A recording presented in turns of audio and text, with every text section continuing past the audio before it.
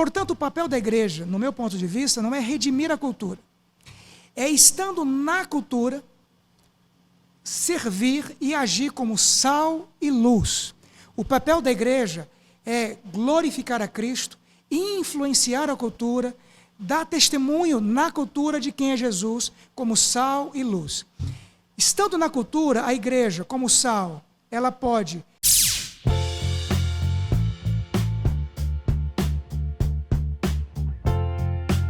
Está no ar, podcast Mais Verdade e Vida. Olá, meu nome é Cristiano Moreira e está começando mais um podcast Mais Verdade e Vida.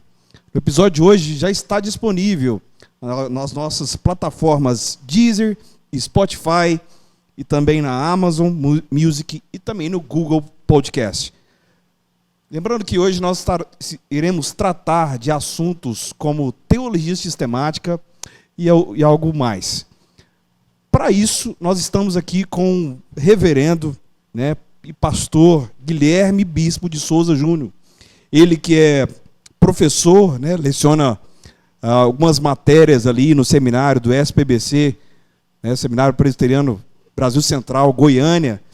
Leciona as matérias de apologética, geografia, e arqueologia bíblica, e também denominações e seitas.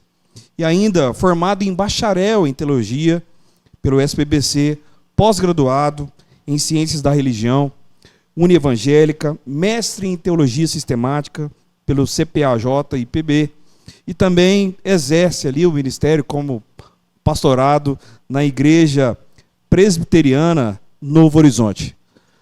Pastor, muito prazer. Seja muito bem-vindo. Ok, obrigado. Fico feliz por estar aqui, pelo convite e pela oportunidade de a gente poder conversar um pouco.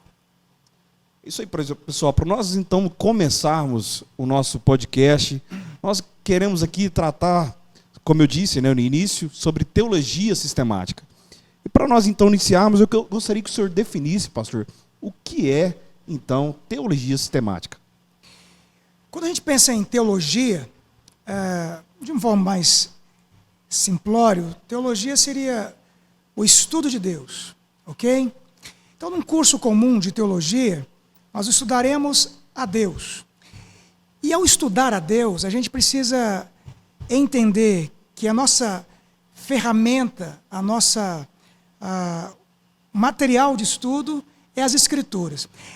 Nós não estudamos a Deus, nós estudamos aquilo que Deus revela. E Deus se revela através das Escrituras. Portanto, num curso de teologia, a gente divide a teologia em várias teologias. Num curso comum você tem teologia histórica, teologia filosófica, teologia bíblica e você tem teologia sistemática. A diferença, por exemplo, entre uma teologia bíblica e uma teologia sistemática é porque a teologia bíblica ela começa do particular para o geral. Ou seja, a teologia bíblica ela vai estudar a revelação de Deus. Então ela vai estudar cada parte das Escrituras de forma um pouco mais detalhada, ou seja, é o pensamento de Paulo, é o pensamento de Lucas, é o pensamento de João, a teologia. A sistemática, ela é um aglomerado, ela é um resultado final. Quando fala sistemática, é porque o seu propósito é tratar de um sistema. Então a gente não olha, por exemplo, os conteúdos de forma particularizada, mas de um modo geral. Então, a teologia sistemática também é conhecida como teologia dogmática, porque ela estabelece o dogma. Ela é alimentada, ela é conduzida pela exegese e pela teologia bíblica. Mas ela traz um resultado final, ela traz um sistema. Então, um exemplo. Eu dou aula, por exemplo, de cristologia. Então, eu vou olhar Cristo em toda a Escritura. E aí eu chego à conclusão, a doutrinas e temas sobre Cristo Jesus, que formam, portanto, um sistema completo dele. Eu vou alimentar todo o processo a partir da teologia, da exegese, mas ela é, portanto, o resultado final, um aglomerado, é um sistema total nesse sentido. Então, é uma forma de enxergar a teologia de forma diferente.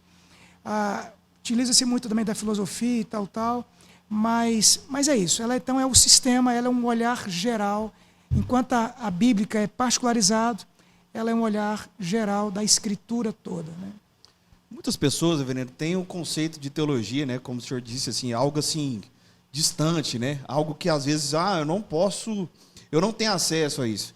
Eu gostaria de perguntar para o senhor, todas as pessoas, desde um recém-convertido a um seminarista, alguém que pretende, né, ser então um ministro do evangelho, um pastor, né, ou, às vezes alguém que vai lecionar, um docente, um professor, todos podem então estudar teologia sistemática? Sim, o ideal seria que todos os crentes estudassem e, obviamente, que todos os pastores ensinassem a teologia na igreja.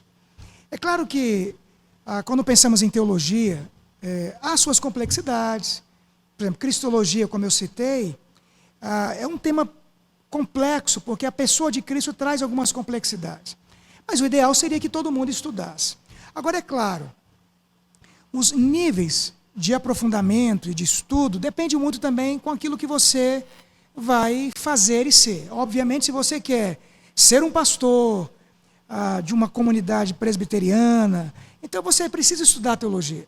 Se você quer ir um pouco além, quer ensinar, você tem que estudar mais teologia.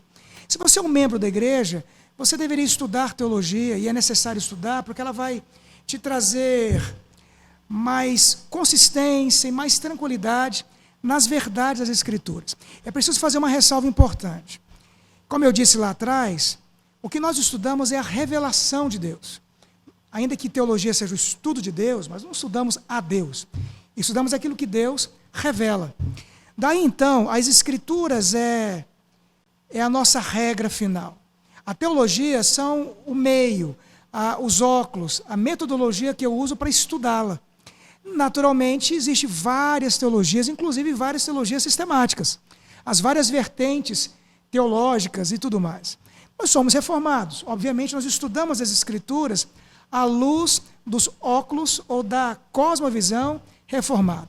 Então, o ideal seria que todo cristão que ama as Escrituras, que lê a Escritura, que estuda a Escritura, olhasse os óculos da teologia reformada para entender as Escrituras e entender diversas questões que compõem o corpo da palavra de Deus. Então, a teologia se torna uma ferramenta, uma metodologia, um instrumento que nos ajuda a entender as Escrituras, entender a palavra de Deus. Então, eu acho que todo cristão deveria fazer isso. Agora, obviamente, claro, né, quanto o que você quer fazer, você deve ir um pouco mais a fundo.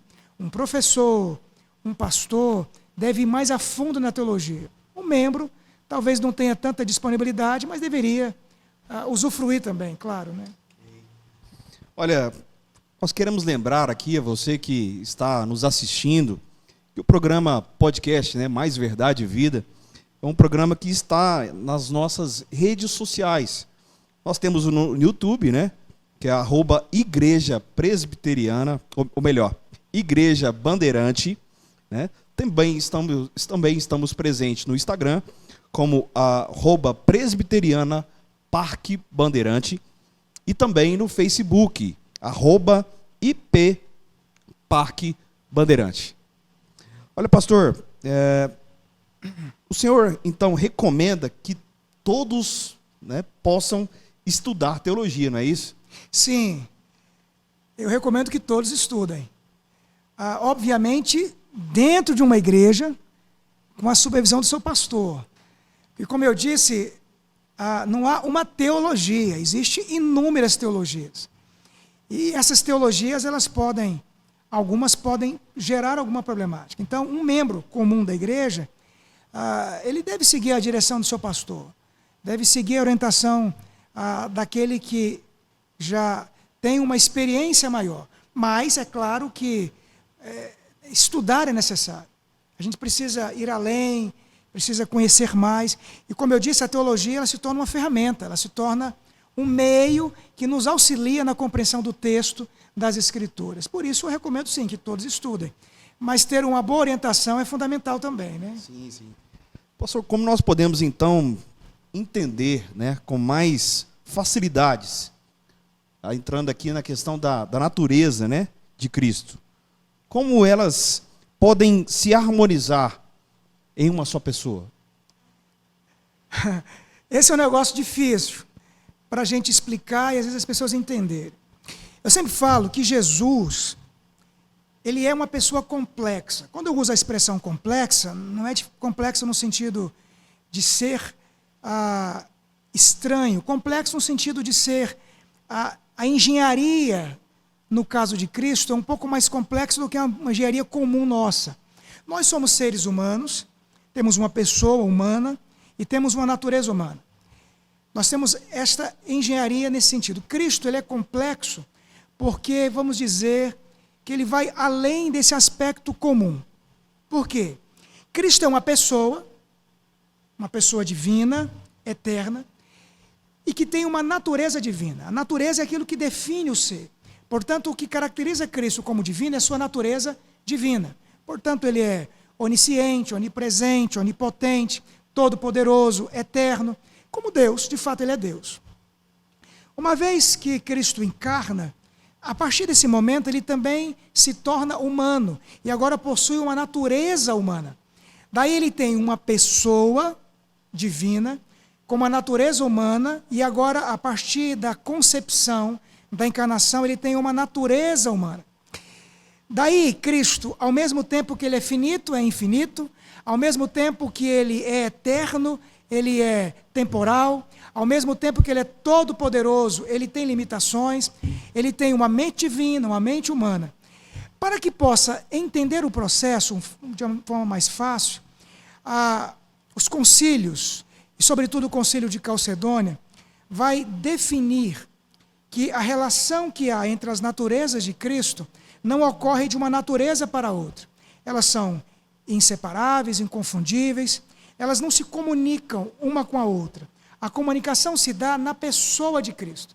Então, o eu de Cristo, a personalidade de Cristo, administra a sua divindade e a sua humanidade. Daí chegamos à conclusão que em Cristo não tem conflito, não tem crise. Ele não se perturba e nem tampouco vive num estado de constante conflito. Não, por exemplo, se ele tinha fome, a pessoa de Cristo administrava a sua natureza humana para que ele pudesse comer.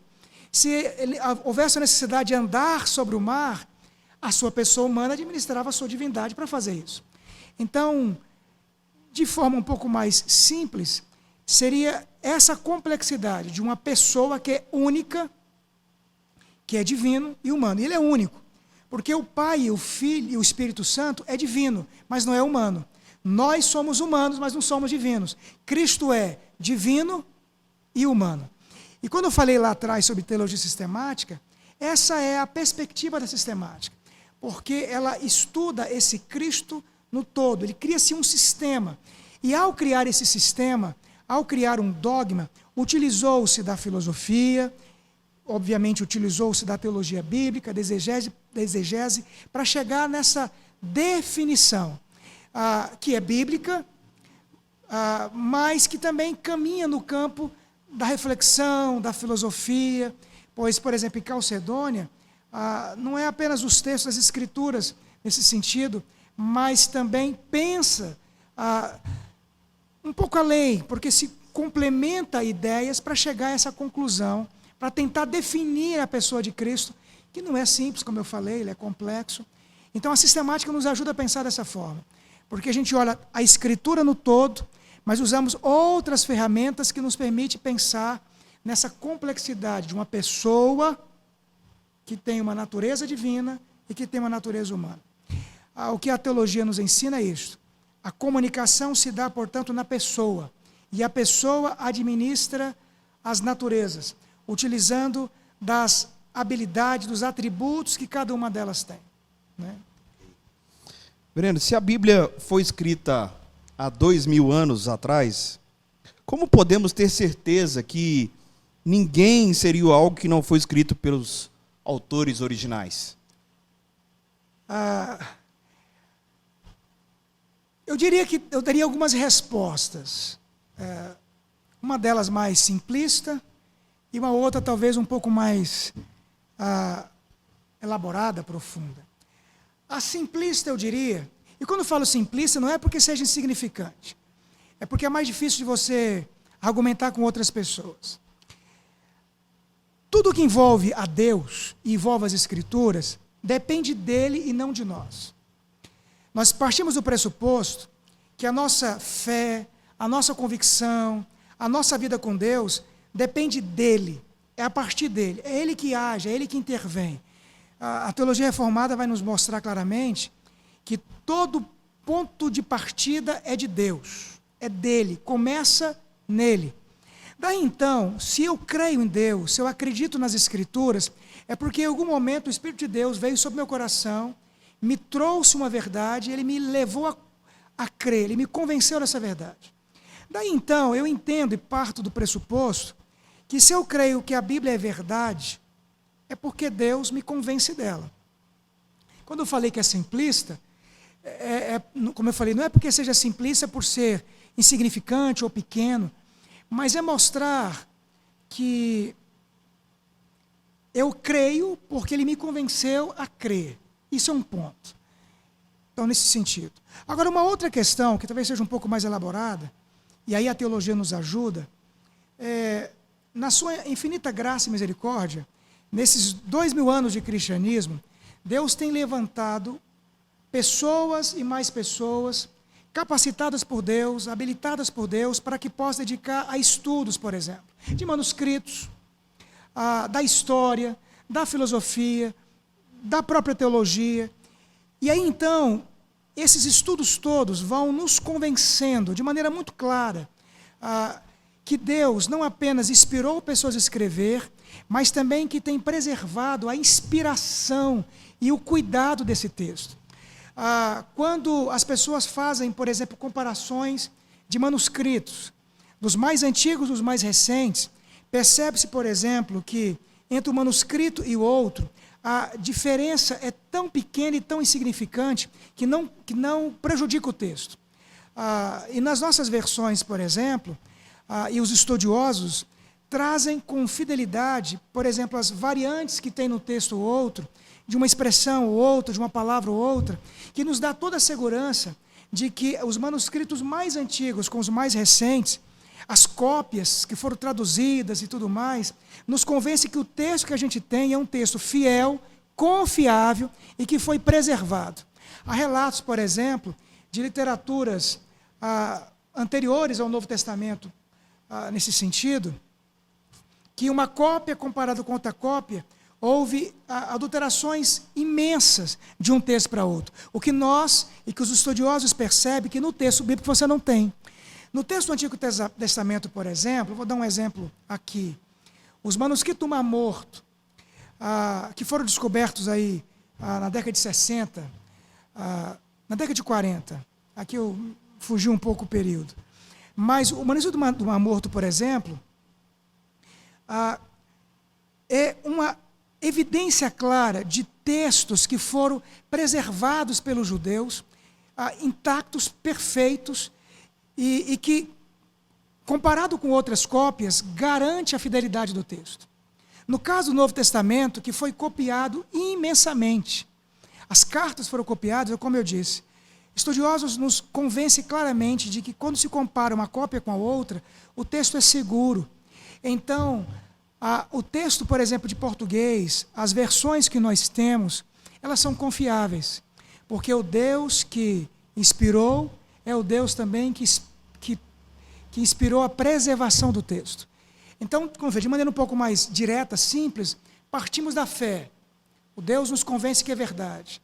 Mas o Senhor tem usado elementos, a própria ciência nesse sentido, para nos convencer de que o texto é confiável. Como eu falei, há variantes, mas nós sabemos quais são, mas as variantes não interferem no conteúdo do texto, não interferem no sentido do texto, nas verdades que o texto nos permite pensar. Né?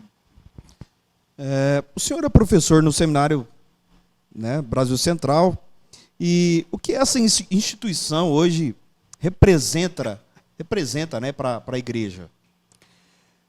Olha, eu entendo que o seminário, de forma específica o seminário nosso, presbiteriano, Brasil Central, ele traz ele é vital, essa acho que é a palavra ideal, para a nossa comunidade presbiteriana, para o ensino e para o aprendizado. Vou dar meu exemplo particular. Se eu contribuo, por exemplo, na minha comunidade, na minha igreja, eu sou o devedor do seminário, eu fui aluno desse seminário, eu aprendi ali, cresci ali, a maior parte das coisas que eu entendo de verdade das Escrituras, eu aprendi, experimentei ali. E se eu contribuo na minha comunidade, então esse seminário foi vital nesse sentido. Hoje eu estou lá como professor, eu ajudo, contribuo com o processo, e estando ali eu percebo como que ele é vital, essencial, e como que ele contribui para pastores, e contribuindo para pastores, como contribui para igrejas. Então, ele tem uma significância e uma importância.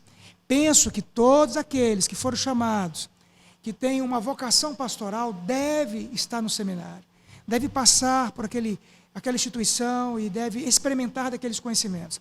É claro que o conhecimento ali é apenas um conhecimento inicial, você vai conhecer pela vida, pelo ministério também, você vai crescer, mas ele tem uma importância crucial na vida da igreja. Então, todos os seminários presbiterianos, e claro, o nosso, para a nossa região, ele é fundamental e vital. Nós queremos lembrar aqui mais uma vez, a você que está nos assistindo, que nossas redes sociais, né, nas nossas redes sociais, onde você vai encontrar ali os nossos trabalhos, aquilo que nós temos feito frente à nossa Igreja Presbiteriana do Parque Bandeirante, e você vai encontrar todas as nossas atividades, todos os nossos trabalhos, tudo aquilo que nós temos feito. Isso você vai encontrar no YouTube, como @Igreja Parque Bandeirante, também no Instagram, @Presbiteriana Parque Bandeirante, e também no Facebook, @IP Parque Bandeirante. Lembrando também do nosso endereço, Rua Marcha para Oeste, número 2, Parque Bandeirante. Pastor, a sua experiência como professor, o que o senhor poderia então dizer para os futuros pastores? O que o senhor mais se esmera em ensinar a esses pastores que estão se ingressando, né, ao ministério aí, que estão iniciando no ministério? Uma das grandes complexidades do ministério pastoral, porque o ministério pastoral ele é amplo. Eu sempre falo que o seminário ele nos permite entender elementos, conhecimento, teoria, mas há elementos no ministério pastoral que vão ocorrer no ministério pastoral. São as experiências que a gente vai ter. E aí há uma situação que pode ser muito prejudicial quando a gente não junta, quando não faz uma junção de dois fatores que são essenciais na vida de um pastor: teologia, teoria, conhecimento e prática. Então, eu entendo que o seminário, pelas suas variadas matérias, eles se propõem exatamente gerar no coração dos futuros pastores essa dinâmica onde nós temos a teoria, a teologia, a academia, e que deve desembocar numa prática. Quando chega no ministério pastoral, muitos colegas acabam se dedicando demais à prática e esquece da teologia. A teologia, ela não pode ser árida, ela não pode ser seca porque ela não é. A teologia, ela é extremamente, ela nos leva exatamente para essa prática. Então, o que eu falo aos alunos, e o que eu sempre falo para os pastores, é que a gente precisa usar de todos os meios e de todo o esforço necessário para que nós sejamos bons teólogos, tenhamos um bom conteúdo, um bom conhecimento, mas que nós apliquemos isto na vida prática, porque a teologia ela nos leva para a prática. Vou dar um exemplo. Se a gente pega, por exemplo, o livro de Hebreus, capítulo 1, capítulo 2. Capítulo 1, ele fala muito da natureza de Cristo. Mas quando chega, por exemplo, no capítulo 2, ele fala muito da humanidade de Cristo. E aí o livro de Hebreus, ele nos fala desta teologia. É um livro profundo e rico, mas que lá na frente vai nos mostrar alguns exemplos assim, que Cristo, por ser Deus, mas por ser homem, ele pode condoer-se das nossas fraquezas. Então, a teologia, quando eu explico, por exemplo, a natureza do Cristo, divino humano, do Deus humano, que é uma teologia, que é um conteúdo, muitas vezes complexo, como eu falei, vai desembocar numa prática, num indivíduo que dobra o joelho para orar, para alguém que tem todo o poder, porque ele é Deus, mas alguém que sabe se condoer das nossas fraquezas, porque é humano. Então, a teologia nos leva à prática, nos leva a uma vida de piedade. E no caso nosso pastor, nós pastores, temos que conduzir o processo nessas duas dinâmicas. Eu não posso ser apenas um acadêmico, eu preciso ser prático. Mas não basta apenas ser prático, eu também tenho que estudar. Eu tenho que juntar na minha vida esses dois elementos. Isso é fundamental para alunos, pastores e para a igreja. Senhor, o que significa então, falando ainda, né, de teologia, a teologia então liberal? A teologia liberal, ela surge no século XVIII, porque esse termo liberal, ele é um termo muito amplo, né? Porque para todas as ciências há algum aspecto liberal. E as pessoas confundem muito liberal no sentido moral, no sentido ético. Mas a teologia liberal, ela é entendida na teologia como sendo uma teologia racionalista. Isso não significa que a teologia liberal não vai nos levar para uma ética e uma moral liberal, que aí tem a ver com prática. Mas de uma forma mais teológica, o liberalismo teológico foram racionalistas. Talvez influenciado pelo iluminismo, por aquele período específico ali, onde a razão se tornou a régua e a regra fundamental, muitos teólogos aplicaram o racionalismo à teologia e às escrituras.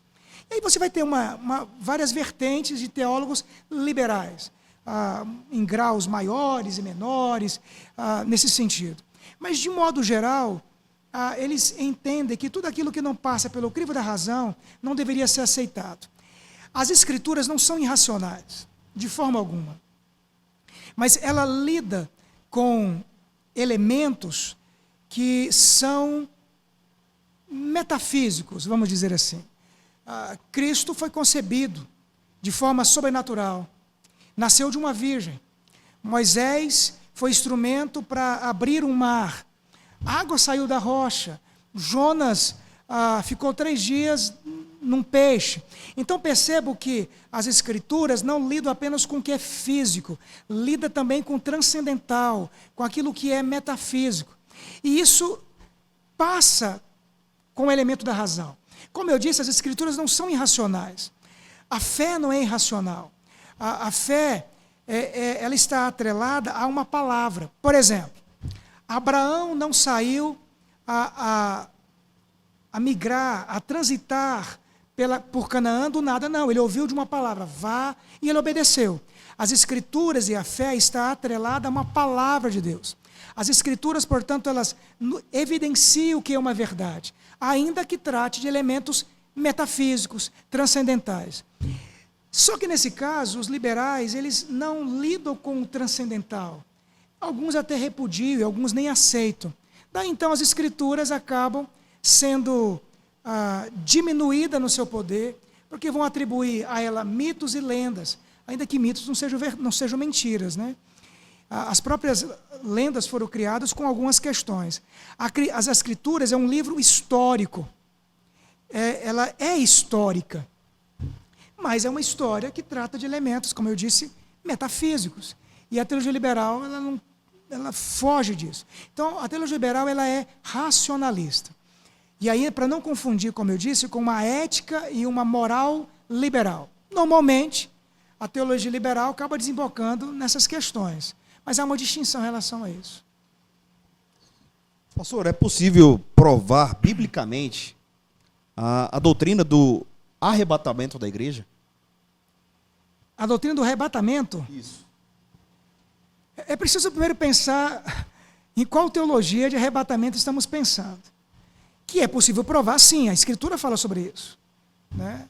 A Bíblia nos fala da gente ter um encontro com Cristo nos ares.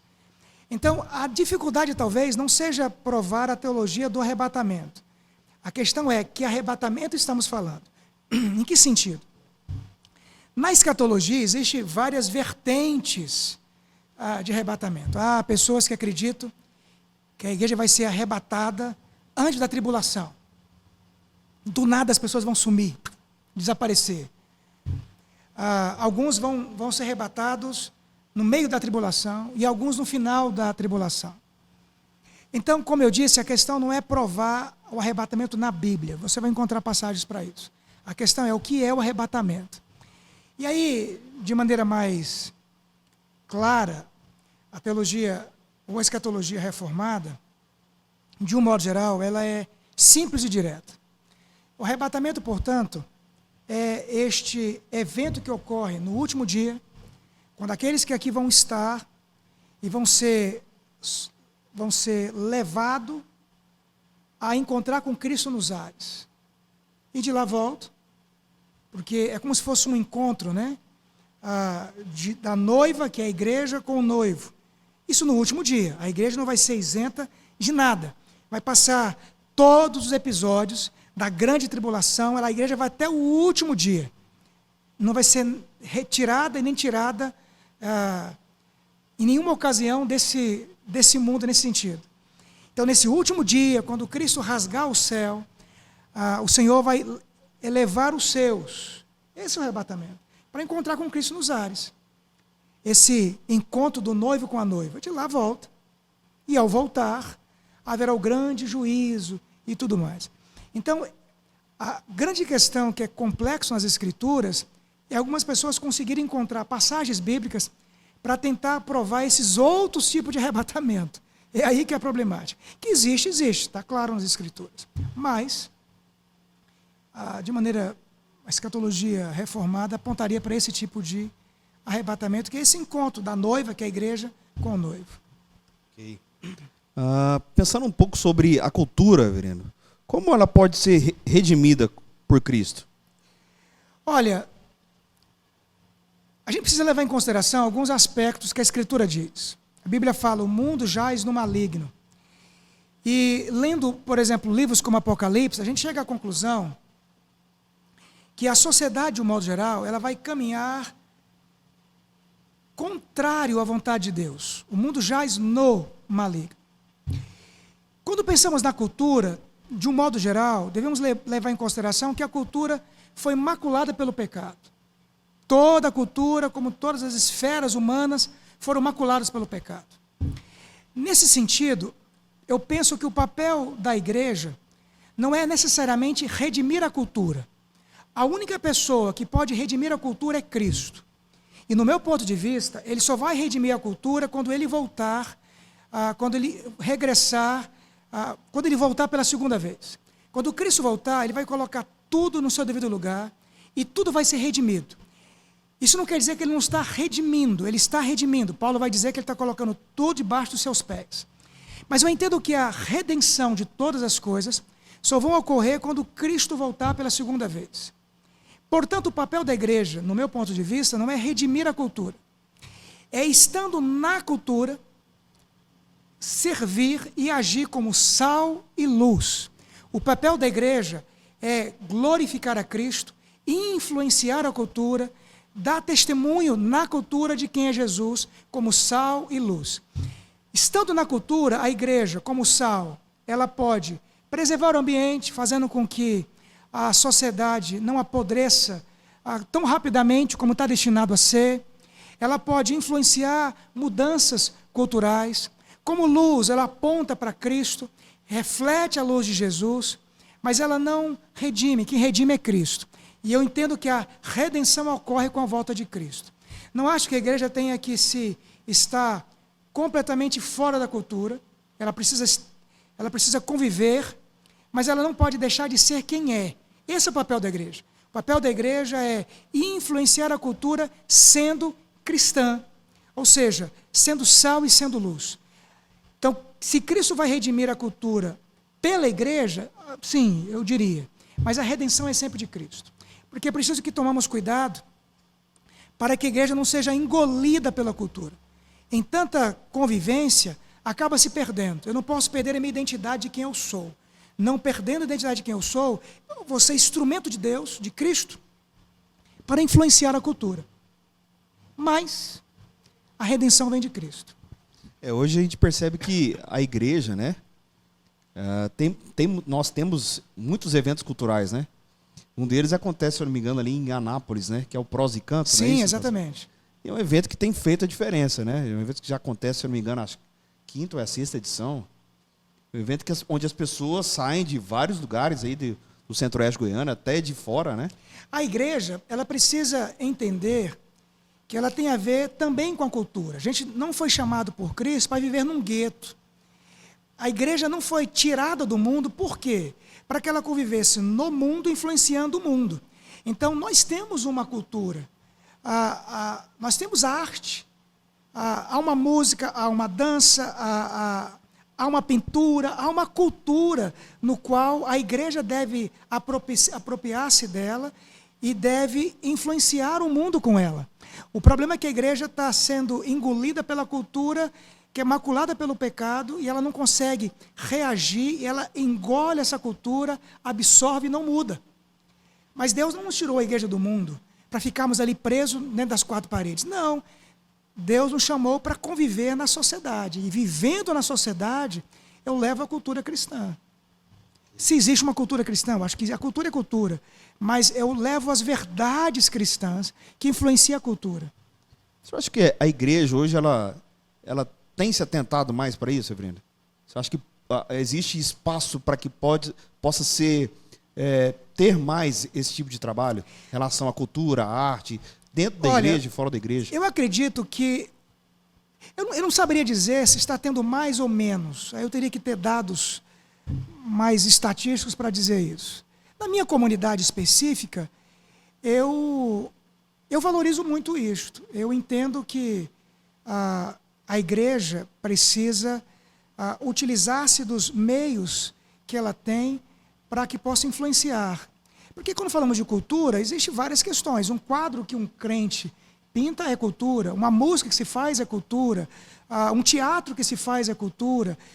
Essas questões todas são culturas. A igreja deveria se envolver. Então, eu não saberia dizer se está mais ou menos, mas eu acho que ela deveria começar a se importar. Se a igreja não se importar com esse aspecto, provavelmente ela vai ser engolida de outra maneira. Isso aqui é cultural, é tecnologia, isso aqui é uma forma de influenciar a sociedade. Isso é importante. Então, eu acho que isso é necessário. O senhor está há 22 anos, né? Na mesma igreja. Há algum tempo atrás, não era comum um pastor ficar tanto tempo em uma mesma igreja. Quais as maiores lições que o senhor, então, traz, né, ao longo desses 22 anos, pastoreando a mesma igreja, ali mais precisamente em Goiânia, né? Isso, Igreja Presbiteriana Novo Horizonte. Olha, eu penso que, quando pensamos em cultura, essa é uma cultura que está sendo alterada, o que eu acho extremamente positivo. Essas mudanças pastorais frequentes, elas geram rupturas de trabalho. Porque mais que o pastor que substitui seja parecido com o outro, ele é um outro pastor. É claro que a gente tem que levar em consideração que a própria igreja está nas mãos de Deus. Temos que deixar o Espírito conduzir os tempos, as eras, os momentos. Mas eu entendo que o ministério a longo prazo é muito mais produtivo para a igreja, muito mais salutar para a igreja, do que ministérios curtos. Pois cada vez que há uma mudança pastoral, há uma mudança de mentalidade e, às vezes, a igreja regride.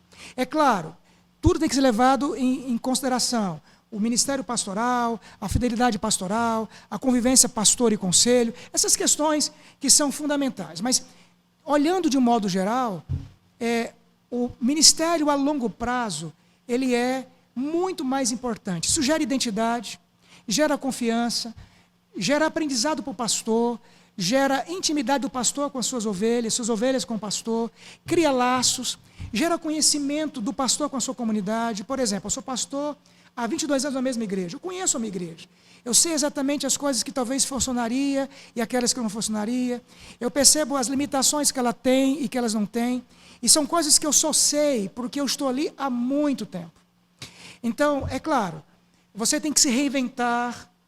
Há às vezes um cansaço, pode existir acomodações, a igreja pode acostumar-se com você. Então como todo lado tem um lado positivo e negativo. Mas eu entendo que o lado positivo é muito maior, muito mais significativo para a igreja e para o pastor. Para o pastor, dá credibilidade, porque ele está na mesma igreja há tanto tempo, que traz certa confiança, e para a igreja também. No meu caso, por exemplo, a meninas, por exemplo, estou me lembrando de duas aqui de forma específica. Tem duas meninas que elas chegaram na igreja, eram crianças, que eu brincava com elas quando eram crianças, que tinham a idade dos meus filhos hoje. Uma delas eu celebrei o casamento o ano passado, e a outra eu vou celebrar o casamento no ano que vem. Você entende? Eu acompanhei toda a vida dessas meninas. Elas eram crianças, eu jogava para cima, brincava com essas meninas, rodava, como eu faço com os meus filhos. E uma delas eu casei, a outra eu vou casar porque são irmãs. Então, nesse sentido, por exemplo, é salutar. É importante, porque você vive a vida da história dessas pessoas, vive a história dessas famílias, né? Perena, ainda pensando nessa questão de tempo, né? Agora, no sentido de implantação e revitalização de igreja, qual que é o tempo hoje que o senhor identifica como sendo saudável hoje, né, para a igreja ali, estar ali fazendo esse trabalho? Você fala a igreja em si? Eu digo num trabalho de implantação. Qual sim. que é o tempo que o senhor vê para um pastorado hoje, né? O senhor vê se faz necessário estar ali ou para iniciar esse trabalho e ver o resultado, né? Sim. Olha, primeiro é preciso olhar cada localidade, né? Eu acho que um pastor e um conselho precisam ter sensibilidade vinda do Espírito Santo para entender os momentos. Tem que ter maturidade espiritual e sensibilidade nesse sentido. Agora, cada igreja ela tem as suas particularidades e ela tem os seus desafios. Como também cada igreja, eu penso, local, ela tem o seu propósito, ela tem a sua cultura. Há igrejas que são mais joviais, há igrejas que são formadas de pessoas mais velhas, há igrejas que são bem mais mescladas, como é o caso da minha, tem crianças, adolescentes, jovens e tudo mais e tal. Então eu percebo que o pastor e o conselho da igreja precisam ter sensibilidade espiritual para entender o momento que a igreja está vivendo. Eu não saberia dizer e nem estipular um tempo. Vou dar um exemplo, por exemplo, eu estou há 22 anos numa mesma comunidade. Vivi vários ciclos naquela igreja, vários. Os primeiros momentos foi o tempo de conhecimento, teve tempos que a igreja acelerou, cresceu rapidamente, teve tempos que ela diminuiu. Então, nós tínhamos nós estávamos vivendo um tempo rápido até a pandemia. Tivemos que nos reinventar na pandemia, criar uma estrutura que era desconhecida. E com o término da pandemia, tivemos que criar uma outra estrutura. Então, ou seja, no caso da minha comunidade, eu estou agora, no 22º ano, fazendo proposta para revitalizá-la por causa da pandemia. Então, ou seja, eu estou fazendo algo agora que é novo por causa de uma situação contextual. Então, talvez um pastor esteja há 4 anos, a igreja não rompe, está desanimada, então talvez ele tenha que ter de Deus a consciência de que está na hora de revitalizar. Como fazer isso?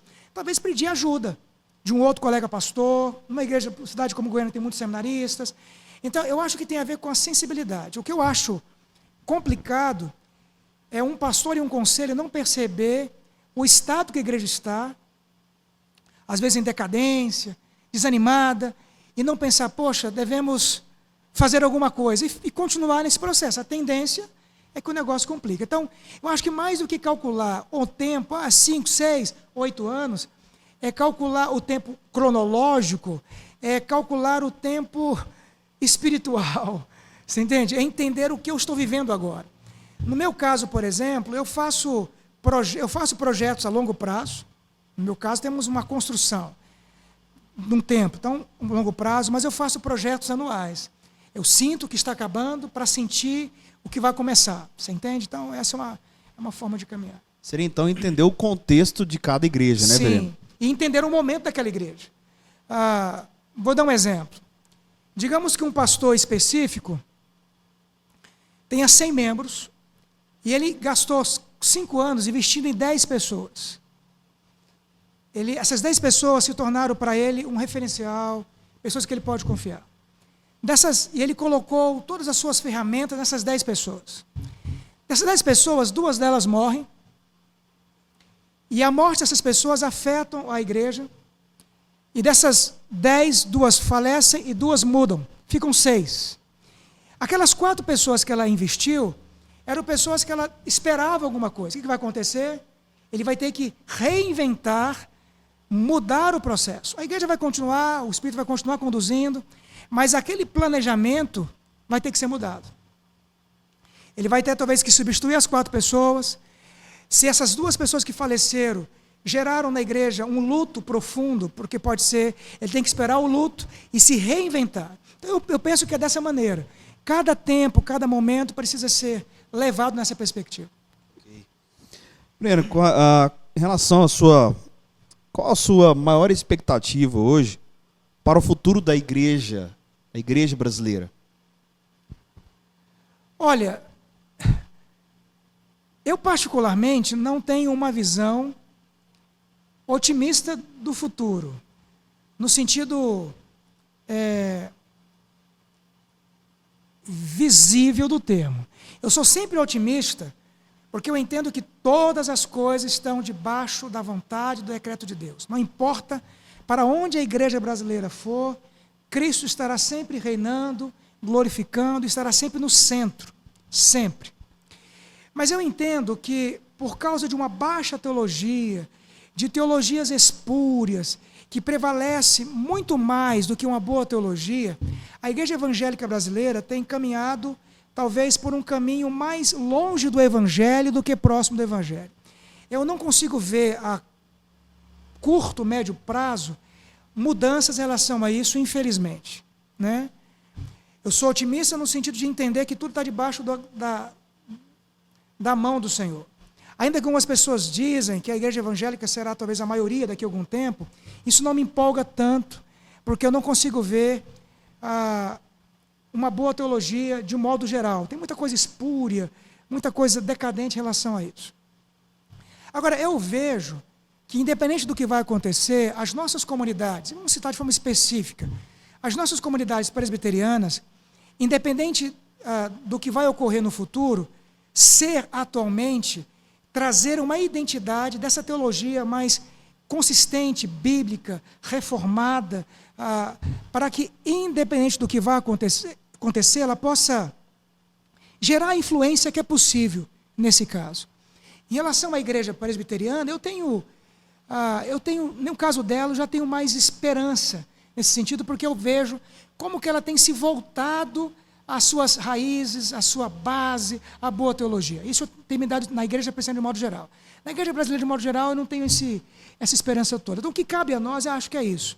É continuar caminhando, servindo ao Senhor, nessa boa teologia, para que a gente consiga fazer, naquilo que cabe a nós, o que é possível, e dentro do reino de Deus, cumprir o propósito do Senhor. Pensando ainda sobre isso, né, Vereno? O que podemos fazer, então, para, como o senhor mesmo já trouxe, né, algumas coisas que a gente pode trazer para melhorar, para, de alguma maneira, acrescentar na igreja, para tirar essa visão, né? O que nós poderíamos, então, fazer para a igreja de hoje? Uma maneira, uma ação? Vamos lá. Podemos pensar em várias questões que poderiam ser úteis. Algo interno e algo externo. Algo interno, eu diria, a igreja precisa voltar para a boa teologia. Eu acho que os pastores presbiterianos precisam não permitir que o coração se torne um coração preguiçoso e negligente para com o estudo, para com o conteúdo, para que se tornem... Eu acho que precisa, como eu falei que isso está acontecendo muito na IPB, na Presbiteriana do Brasil, eu acho que precisamos manter esse foco de nos voltarmos a uma boa teologia. Isso é fundamental. A igreja precisa voltar a estudar, a valorizar as escolas dominicais, a voltar sermões expositivos, a parar de dizer e de simplificar nas exposições, nas pregações, nos estudos, água com açúcar. Nós temos que aprofundar ao máximo que a gente puder como igreja do Senhor. Esse é um ponto. A partir dessa teologia, boa teologia, que tem que desembocar em prática, eu acho que a igreja precisa começar a desenvolver nos crentes um espírito, um desejo de serem evangelistas. Devemos levar a entender que a igreja local tem que ter uma boa teologia, mas que ela precisa sair. Então, os crentes precisam começar a trabalhar nos seus contextos particulares esta boa teologia, esse bom evangelho. E uma coisa a mais que eu iria acrescentar, aí eu faço também no meu contexto, eu acho que a igreja precisa se voltar hoje, por tempo que vivemos, para trabalhos sociais. Eu acho que os trabalhos sociais é uma boa alternativa da igreja ser vista e alcançar as outras pessoas. Vou dar um exemplo. Na minha comunidade nós temos um trabalho social, chama IPNH em Ação. É uma junção de 2 projetos. Um projeto Vencer, que é um trabalho de jiu-jitsu, que acontece todos os sábados na igreja. Meninos carentes vão aprender a lutar. E de 2 em 2 meses fazemos um trabalho social. Temos um consultório odontológico, entregamos cestas, roupas, pregamos o evangelho, fazemos isso. Tem gente que vem de longe de Goiânia para estar ali. É um trabalho social. A gente leva cestas, doa roupas e a gente leva o evangelho. Então, isso faz com que a igreja vá expandindo, a luz vai se expandindo. Eu acho que a igreja precisa caminhar para isso. Falamos de cultura, eu acho que a igreja precisa começar a criar músicas e fazer músicas, precisa começar a criar teatro, fazer teatro. Quem pinta precisa começar a fazer exposições. A igreja precisa ir além, começar a ser vista. Ela precisa começar a mostrar a sua cultura e começar a fazer trabalho social, cuidar do pobre, cuidar do carente, cuidar daqueles que precisam, olhar para aqueles que estão fora do processo. Se a igreja não fizer isso, vai estar presa no gueto, ali, fechadinha. Ela cumpre um propósito, mas não cumpre outro propósito. Eu acho que é uma forma até de revitalizar a igreja. A minha igreja tem estado mais alegre. Quando chegava no trabalho social, as pessoas se alegram por estar ali. Né? Isso é bom. A gente percebe que as pessoas têm mais uma disposição, né, Verena? Sim. Em estar à frente a esses trabalhos, né? A gente vê realmente as pessoas fazendo com alegria, com satisfação, de alguma maneira poder acrescentar algo na vida de alguém, né? Nesse sentido. Olha, nós estamos caminhando para o final do programa Mais Verdade e Vida, mas antes nós gostaríamos de lembrar mais uma vez a você que nós estamos presentes aí nas redes sociais, né? Redes sociais como YouTube, Igreja, @Igreja Parque Bandeirante, também no Instagram, @Presbiteriana Parque Bandeirante, e no Facebook, @IP Parque Bandeirante. Vale lembrar também ainda do nosso endereço, né? A nossa localização, onde aí está a Igreja Presbiteriana do Parque Bandeirante. Rua Marcha para o Oeste, número 2, Parque Bandeirante. Pastor, para finalizarmos, então, eu gostaria que o senhor, então, falasse para nós, é possível chegar ao entendimento do que seja, né? A gente vê muitas pessoas definindo a palavra livre-arbítrio de uma maneira totalmente conforme os seus próprios benefícios, né? Então é possível, então, chegar a um entendimento do que seja, biblicamente, a palavra livre-arbítrio? Primeiro, que a palavra livre-arbítrio não é uma palavra bíblica, ela é uma palavra teológica. Ou seja, é a teologia que estabelece a terminologia. Isso é da teologia sistemática, né? Ou seja, a ideia é bíblica, o conceito é bíblico e ela cria ferramentas para criar um sistema. E nesse caso específico, na teologia sistemática, na teologia, né, de um modo geral, nós entendemos livre-arbítrio como a capacidade que o ser humano tem de fazer uma escolha em direção a Deus sem qualquer tipo de influência. Ou seja, o indivíduo escolhe a Deus ou não escolhe sem que nada e ninguém o influencie nesse caso. Nesse sentido, biblicamente, não há livre-arbítrio mais. Quem tinha livre-arbítrio era Adão e Eva. Eles foram criados bons, santos, tinham toda direção para Deus, mas poderiam ir contra a própria natureza, mas não tinham qualquer tipo de influência nesse caso. Então, o termo livre-arbítrio é um termo técnico para referir-se a esse tipo de liberdade. Uma liberdade que alguém tem de fazer uma escolha em direção a Deus ou contrário a Deus, sem qualquer tipo de influência. Na atual conjuntura, essa liberdade não existe mais, porque nós, seres humanos, não somos mais neutros. Nós temos uma tendência comum para o pecado. O pecado alastrou-se em todas as faculdades humanas de tal maneira que nós pendemos para o pecado. É como se fosse um carro que não está alinhado, balanceado. Se você, claro que você é irresponsável, mas se você soltar o volante, ele vai pendendo para um lado. A gente pende para o pecado. Então, naturalmente, nós não temos a liberdade de fazer uma escolha em prol a Deus ou contrário a Deus, sem que haja uma influência dele em nosso favor. Isso não quer dizer que não haja liberdade, nós somos livres. Há uma livre agência, nós fazemos escolhas o tempo inteiro.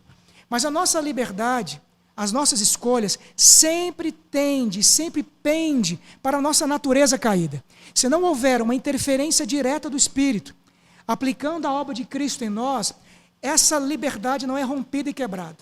Mesmo como crentes, a gente ainda pende para o pecado. Mas uma vez habitados pelo Espírito Santo, nosso coração deseja e se esforça para Cristo. A nossa liberdade, ela é alterada, modificada pela palavra. Mas o homem comum, ele pende para o pecado, ainda que seja livre. Então, livre-arbítrio é um termo teológico. Ele tem que ser entendido nessa perspectiva. Então, nós estamos finalizando, né, o nosso programa Mais Verdade e Vida. Desde já eu quero aqui agradecer, né, a participação do reverendo Guilherme, e ele que é lei da Igreja Presbiteriana Novo Horizonte, né? É uma satisfação imensa, reverendo, tê-lo conosco e poder compartilhar, né? O senhor então falar aqui sobre teologias temáticas, acerca da experiência do senhor, de ministério e tantos outros assuntos que aqui discutimos. Reverendo, muito obrigado pela presença do senhor. Gostaria que o senhor fizesse também as considerações finais. Ok, eu agradeço, fico muito grato e feliz pelo convite, por ter conversado, contribuído aqui. Como eu já disse, você falou, eu sou pastor na Igreja Presbiteriana Novo Horizonte, em Goiânia. Então, caso alguém também queira nos visitar, ela também tem o seu Instagram, que é @IP Novo Horizonte. No YouTube, a Igreja Presbiteriana Novo Horizonte.